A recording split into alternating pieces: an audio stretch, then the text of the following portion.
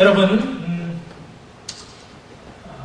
일본에 꿈 많고 아주 감수성이 예민한 한 여고생이 그만 병으로 돌아가신 그 엄마를 잃고 나서 아주 깊은 시리에 빠지게 되었답니다. 이젠 도무지 혼자 엄마 없이 살 용기가 나지 않아 달리는 기차에 몸을 던졌습니다. 죽으려고 했으나 살았습니다. 살아나긴 했지만 두 다리가 갈기갈기 끊어지고 양팔 가운데 오른손 세 손가락만 남은 오른팔만 남은 채 아주 중증 장애인이 되었습니다. 그런 자신의 모습을 보니 더 살고 싶은 그런 마음이 없어졌습니다.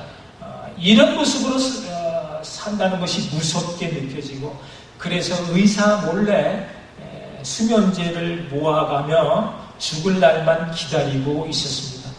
그런데 어느 날 병원을 다니면서 전도했던 젊은 청년 아기토시를 만나 전도를 받았고 그가 옆에 두고 간 성경책을 우연히 집어들고 그것을 보는 그 순간 그 말씀이 그런즉 누구든지 그리스도 안에 있으면 새로운 피조물이라 이전 것은 지나갔으니 보라 새 것이 되었도다. 이 고린도후서 5장 17절 말씀이 비수처럼 이 소녀의 가슴을 헤집고 들어왔습니다. 놀라운 이 하나님의 말씀이 그녀의 마음을 바꾸어 놓았습니다. 절망에서 소망으로 슬픔에서 기쁨으로 흑암 가운데 한 줄기 찬란한 빛을 보게 된 것입니다. 이제는 더 이상 없는 것 때문에 괴로워하거나 비관하지 않았고 이제는 지금 있는 비록 세 손가락이지만 그래도 사지 가운데 한 팔이 남아있다라는 것이 너무나 힘이 되고 위로가 되고 감사가 돼서 엉엉 울었습니다. 그 상한 심령 가운데 하나님이 함께 해주셨습니다. 그 내면이 아름답게 되어졌고 그 얼굴에 환한 빛이 이제 비틀어나게 되었습니다. 몇 년 후에 그 아름다움에 끌려서 이 아기 도시 이 전도한 청년이 청혼하게 되었고 그래서 두 딸을 가진 그런 가정, 단란한 가정을 이룰 수가 있었습니다. 바로 산다는 것이 황홀하다 책의 주인공이자 저자였던 다하라 요네코 여사의 이야기입니다. 그 뒤에 목사가 된 남편을 따라서 그녀는 가는 곳마다 자기처럼 그렇게 장애로 인해서 고통받고 있는 수많은 사람들을 일으켜 세워주는 그런 사랑의 화신이 될 수가 있었습니다. 이제 73살의 할머니가 된 그녀가 50년이 넘게 지난 그 사고 이후에 자신의 인생을 회상하면서 주님과 함께한 자신의 인생이 참으로 황홀할 만큼 그렇게 아름다운 삶이었다라고 고백을 하고 있는 것입니다. 사랑하는 성도 여러분, 우리 모두는 새로워져야 합니다. 또 우리가 새로워질 수가 있습니다. 황홀할 만큼 아름다운 생이 있기 때문이고 그 생을 받쳐줄 하나님의 말씀이 있기 때문입니다. 여러분, 우리 인생이 왜 불행합니까? 그것은 바로 죄 때문입니다. 이 죄가 우리를 더럽게 하고 추하게 하고 사납게 하고 성내게 하고 탐하게 하며 또 이유 없이 불안하게 하고 쓸데없이 분주하게 하며 서로 갈리고 나누게 하고 또 서로 남에게 탓을 하고 남을 미워하게 하며 또 죽고 싶어질 만큼 그렇게 좌절감에 빠지게 합니다. 이 죄가 우리 몸을 더럽게 할 뿐만 아니라 우리 영혼까지도 파멸시키는 아주 무서운 적인 것입니다. 그래서 우리가 평생에 이 죄와 싸워야 하고 싸워서 이겨야 하는 것입니다. 죄의 소원이 너에게 있지만 너희는 그 죄를 다스릴지니라 말씀하셨기 때문입니다. 여러분, 죄를 다스림으로 그 죄에서 자유할 수 있는 인생이 바로 황홀한 인생이 되어지고 새로운 삶을 살게 되는 것입니다. 우리가 어떻게 그렇게 될 수 있다고요? 누구든지 그리스도 안에 있으면 새로운 피조물이 된다라는 것입니다. 여러분, 사람은 누구나 다 이 죄 짓는 것을 꺼려합니다. 죄가 좋아서 죄를 짓는 사람은 없습니다. 죄가 사람을 불행하게 한다는 사실도 압니다. 사람이 죄 짓고는 못 산다라는 말을 자주 듣습니다. 그럼에도 모든 사람들이 다 이 죄에서 자유롭지를 못합니다. 신문마다 매일 새로운 죄의 메뉴들이 다 쏟아져 나옵니다. 24시간 뉴스의 내용이 뭡니까? 잘못된 세상, 그 범죄, 그 사건들을 보도합니다. 법정마다 CCTV를 가리려고 하는 사람들로 아우성이고요. 교도소마다 판정받은 죄인들로 넘쳐납니다. 그 가운데 예수 믿는 사람들이 하나도 없다면 얼마나 좋겠습니까?많은 예수 믿는 사람들도 죄를 짓습니다. 들킨 죄만 죄가 아니라 아직 들키지 않는 허다한 죄가 우리 안에도 얼마나 많이 자리하고 있는지 모릅니다. 여러분, 우리가 다 예수 믿고 거듭난 하나님의 자녀임에도 불구하고 왜 이런저런 죄에 시달려 살아야만 합니까? 그것은 죄를 짓게 만드는 그 죄의 쓴뿌리, 죄성이 아직 우리 안에 남아있기 때문입니다. 그래서 다윗이 본문 5절에서 내가 죄악 중에 출생하였으며 모친이 죄 중에 나를 잉태하였나이다. 내가 태어날 때부터 죄인이고 그 죄성이 나를 평생도록 따라다닌다는 것입니다. 여러분, 내가 원하든 원치 않든 상관없이 이 아담의 원죄가 언제든지 조상의 그 피를 타고 지금 내 피 가운데 흐르고 있다는 사실입니다. 이 원죄의 그 유전 법칙에 따라 죄의 모양이 내 안에 있고요. 그 죄의 습성이 언제든지 나를 따라다니고 있습니다. 여러분, 이 원죄가 무엇입니까? 말씀에 불순종함으로 창조주 하나님을 떠난 타락한 죄입니다. 모든 죄의 뿌리는 하나님으로부터 멀어지는 데 있습니다. 하나님부터 멀어지는 것으로부터 모든 죄가 시작되어지고, 그래서 지은 죄가 우리로 하여금 하나님에게서 더 멀어지게 합니다. 그러나 하나님은 긍휼과 자비로 죄악된 우리에게 찾아오셨습니다. 죄 짓고 숨어있는 아담과 하와에게 찾아오셔서 가죽옷을 입혀주셨습니다. 죄의 담으로 막혔던 하나님과의 관계를 자신의 아들 예수 그리스도를 보내사 허물어 주셨습니다. 이것이 십자가의 사랑입니다. 그분이 오셔서 십자가를 지심으로 우리로 하여금 하나님 앞에 다시 가까이 갈 수 있게 해 주신 것입니다. 그런즉 누구든지 그리스도 안에 있으면 새로운 피조물이 되는 것입니다. 할렐루야. 여러분, 오늘 본문에서 다윗은 새롭게 되어지기를 원했습니다. 왜냐하면 그가 죄를 지었기 때문입니다. 더럽고 추한 죄로 말미암아 하나님을 바라볼 얼굴을 들 수가 없게 되었습니다. 그래서 본문 9절과 10절에서 이렇게 외칩니다. 주의 얼굴을 내 뒤에서 돌이키시고 내 모든 죄악을 도말하소서. 하나님이여, 내 속에 정한 마음을 창조하시고 내 안에 정직한 영을 새롭게 하옵소서. 이제 내 안에 죄악을 없애주시고 내 속에 정한 마음, 내 안에 정직한 영을 창조하사 새롭게 해달라는 것입니다. 이 죄성을 가진 내 옛사람으로는 다시 또 죄를 지을 수밖에 없고 다시 넘어질 수밖에 없기 때문에 이대로 살고 싶지 않다는 것입니다.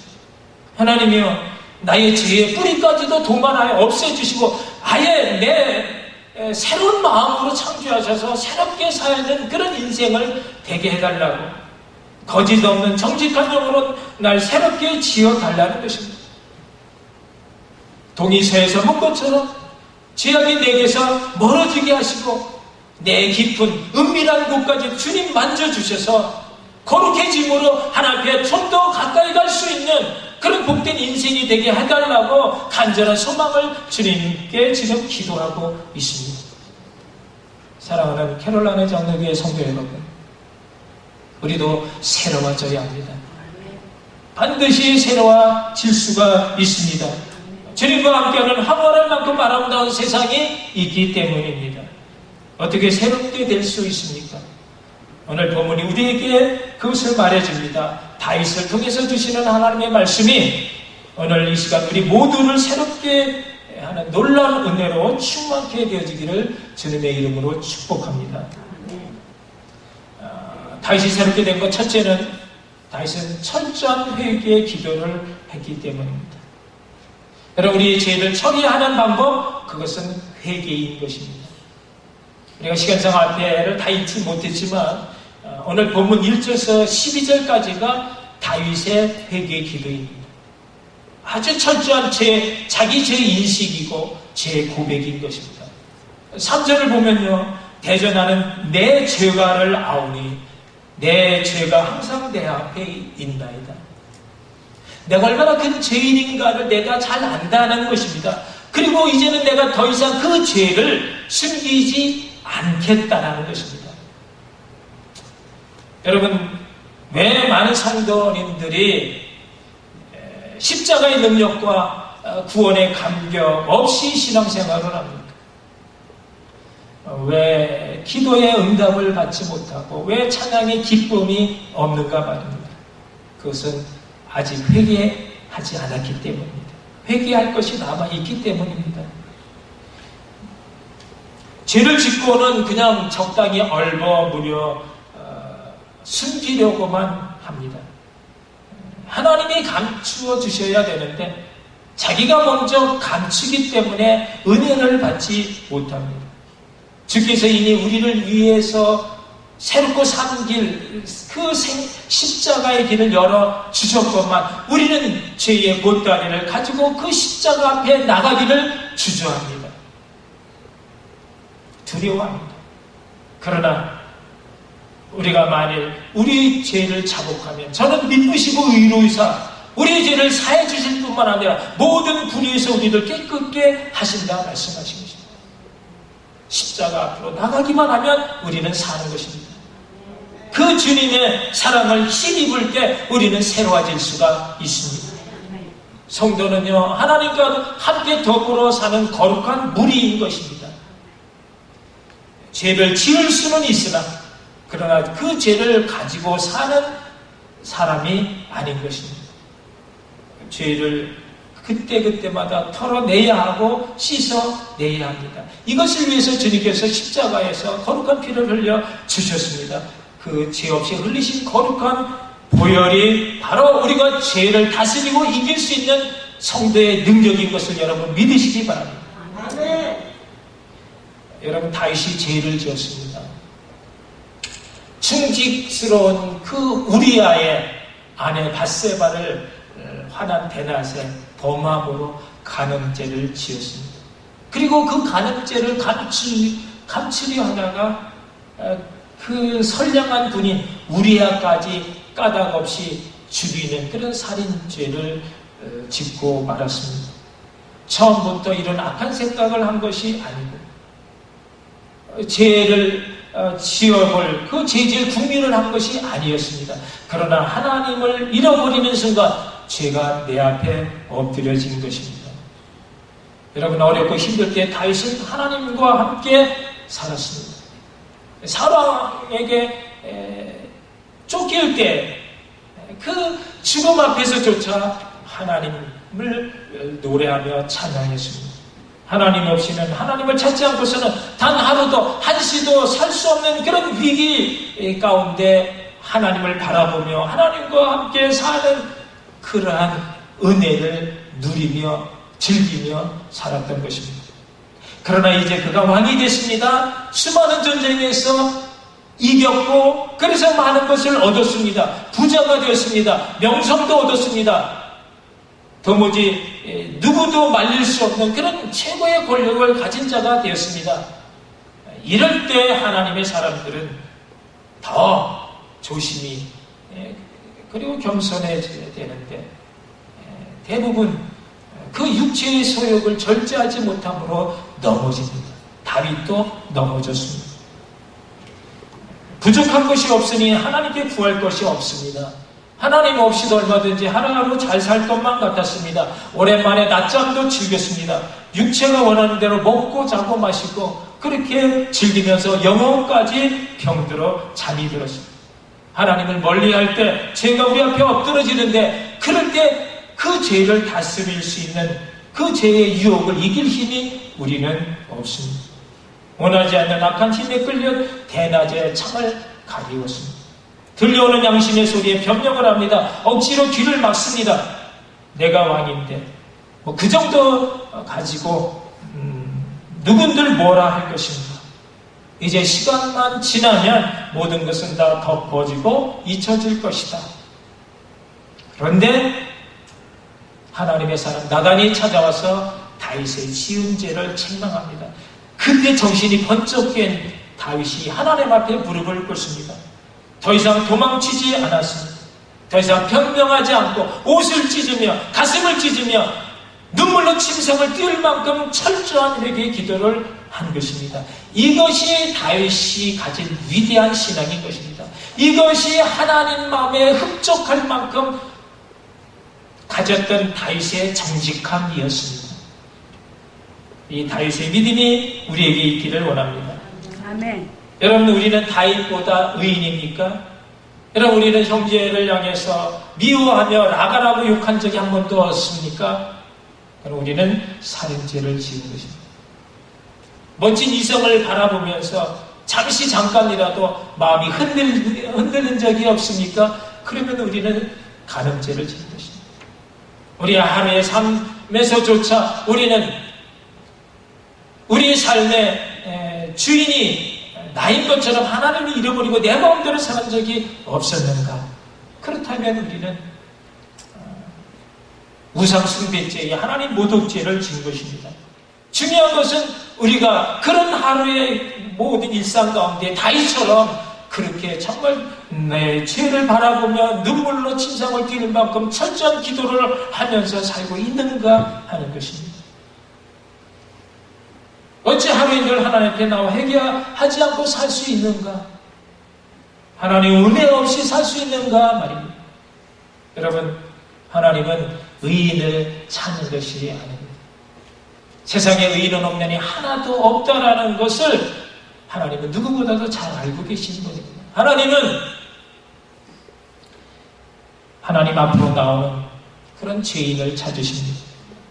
다윗은 진심으로 잘못을 뉘우쳤으며 무엇보다 하나님으로부터 멀어질까? 혹 나를 주 앞에서 내어 쫓으실까? 혹 내게서 성신을 거두시지는 않으실까? 그것을 두려워하며 그것을 염려했습니다. 우리 삶에 무엇이 가장 소중한 것인가를 다윗이 말해주고 있습니다. 다윗을 새롭게 한 것은 왕으로서 체면을 다 버리고 하나님 앞에 벌거벗은 채 눈물로 회개하며 그 앞에 나간 것입니다. 이 은혜가, 이 회개의 영이 이 시간에 우리 모두에게 충만히 임하시기를 바랍니다. 둘째, 다윗이 새롭게 된 것이며 회개로 끝난 것이 아니라 그 회개와 함께 이어지는 새로운 결단이 있었기 때문입니다.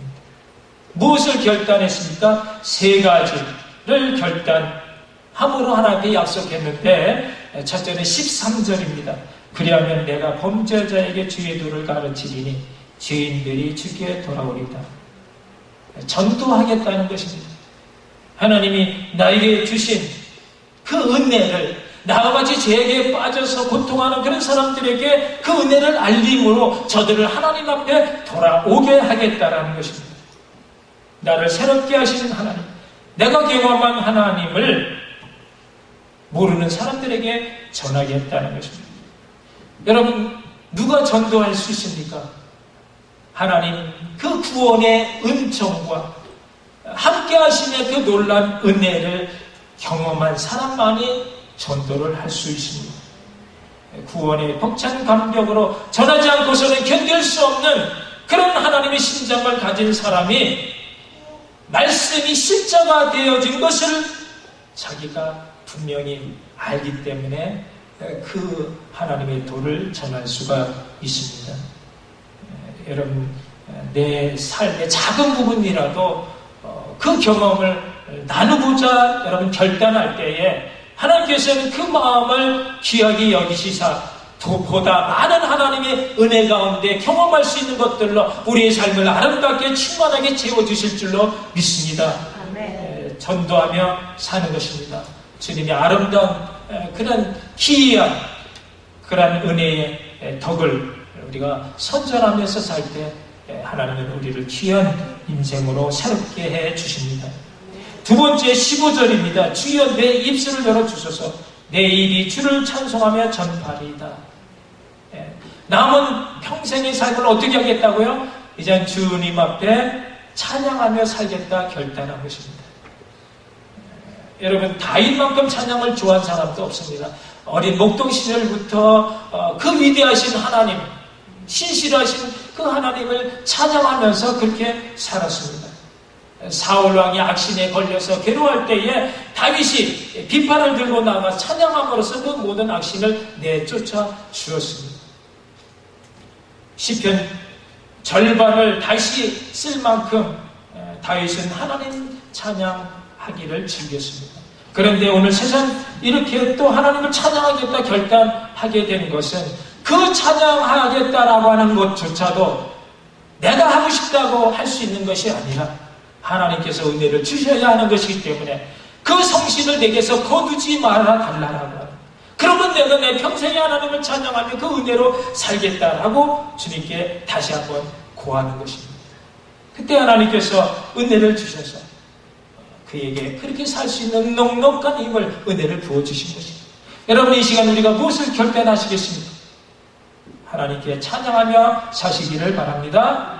구원의 감격과 함께 하심의 그 은총을 찬양할 때 우리 삶 가운데 하나님이 떠나지 않고 함께 하시는 임마누엘의 복으로 우리를 충만하게 채워주실 줄로 믿습니다. 여러분, 찬양이 넘치는 가정은요, 성령 충만함으로 어떤 악한 것이 얼씬도 하지 못합니다.